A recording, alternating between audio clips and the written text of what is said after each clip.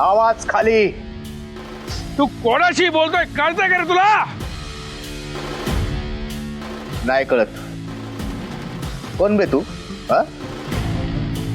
बघ, माझी तुझ्याशी काय दुश्मनी नाही, पण तुला जर यांचा एवढा पुळका असेल ना तर हिच्या बापाने घेतलेलं कर्ज तू फेड, ते पण व्याजासकट. हा, फेडलं जाईल कर्ज सगळ्याच्या सगळं, ते पण व्याजासकट. पण तुझी कर्जाच्या वसुलीची पद्धत आहे ना अण्णा, एकदम चुकीची आहे. आणि दुसरी गोष्ट, गोर गरिबांच्या मजबुरीचा फायदा घेऊन त्यांना अव्वाच्या सव्वा व्याजाने कर्ज देतोस ना, ते कायद्याने चुकीचं आहे. कंप्लेंट बिम्प्लेंट केली ना तर बिनव्याजाचा 12च्या भावात जाशील. बोल, लावू का फोन पोलिसांना? हा, खाली मान घालून निघायचं. परत जर आप्पाने त्याच्या फॅमिलीला त्रास द्यायचा विचार केला ना तर त्या दिवशी पडलेला मार आठवायचा. समजलं का? निघा. आता जातोय, पण मी माझे पैसे सोडणार नाही. मला मागच्या महिन्यात आणि या महिन्याचं दोघांचं व्याज ह्याच महिन्यात पाहिजे, नाहीतर एका एकाला बघून घेईल. चला रे.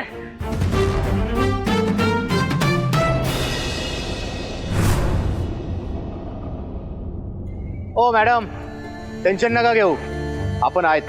परत जर पुजारी किंवा त्याच्या माणसांनी त्रास द्यायचा प्रयत्न केला ना, आपल्याला लगेच आवाज द्या. आपण इथेच आहे. हा, गरज नाही, मी समर्थ आहे त्यांना सामोरं जायला. हा, ते बघितलं मी मगाशी. काय फणकवली आहे त्याला, भारी एकदम. मला वाटलेलं का फक्त माझ्यावरच हात उठतो तुमचा. त्या पुजारीचा तर गालच लाल केला रे. भारी भारी. आज खऱ्या अर्थाने तुमच्यातल्या स्त्री शक्तीचा अभिमान वाटला मला. योग्य ठिकाणी वापरलीत तुमची शक्ती.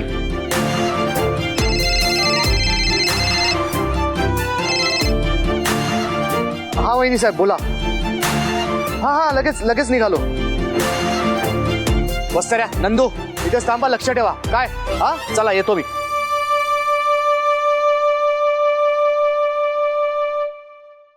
बघा बाईसाहेब, कसा वाटला प्लॅन?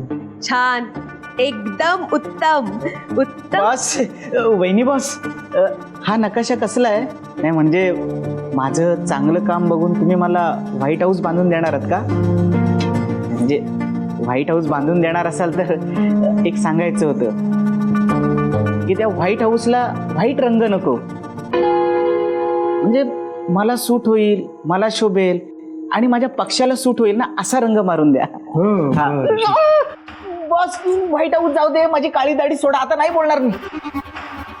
बरं बाईसाहेब, तर इथे आपल्याला आपल्या फॅक्टरीचं नवीन गेट बांधायचं आहे. अच्छा, आणि जागा अगदी मोकळीशीर आहे, म्हणजे गाड्यांना यायला जायला काहीच प्रॉब्लेम नाही. इथे आणि या साईडला काय असणार? किती वेळ वाट बघायची? वहिनीसाहेब, आहोत तुम्ही फोन केल्या केल्या लगेच निघालो मी. माफ करा, जरा एका कामात होतो ना. सरकार, एक आनंदाची बातमी आहे. ती इडली अप्पांची मुलगी आहे ना, शक्ती, अहो तिने आप्पा नसताना सुद्धा स्टॉल सुरू ठेवलाय. म्हणजे कमाल आहे त्या मुलीची. तिच्या वडिलांचं हे असं झालंय तरी पण ती खचली नाही. ती ना तुमचे सगळे पैसे लवकरात लवकर परत करेल बघा. खूप स्वाभिमानी आहे ती. आणि तिला मदत करून खरंच तुम्ही खूप मोठं काम केलं. ए बास बास बास झालं तुझा कौतुक सोहळा. आता जरा सरकार काय सांगतात ते नीट ऐक. माफ करा सरकार, ते उत्साहाच्या भरात जरा. उत्साहाला जरा बांध घालावा आणि कामाकडे लक्ष द्यावा.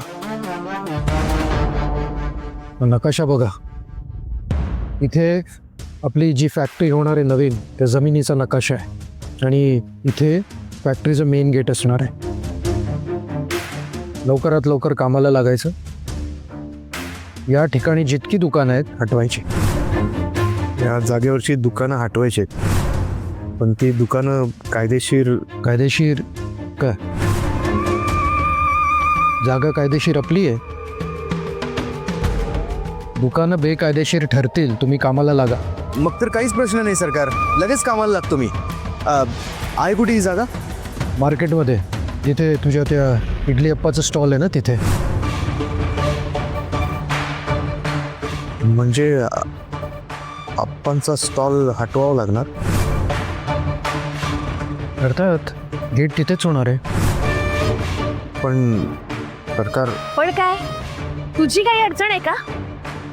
नाही तसं नाही आहे. त्यांच्या रोजीरोटीचा प्रश्न आहे.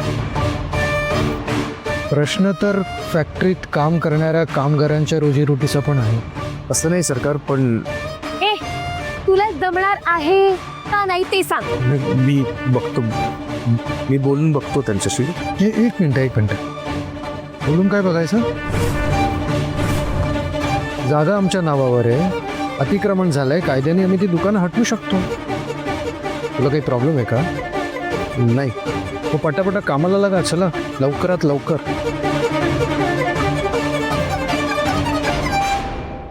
या पुस्तकात म्हटल्याप्रमाणे सगळी कारणं माझ्यासाठी अनाकलनीय आहेत. आणि आता हे एवढं सगळं वाचून ना माझं डोकं आणखी बधीर झाल्यासारखं वाटतंय. कोण बाहेर काढेल मला यातून, मी कोणाला विचारू?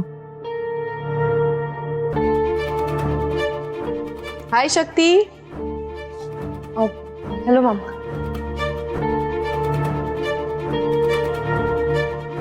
काय ग स्लीप वॉक करू लागलेस की काय?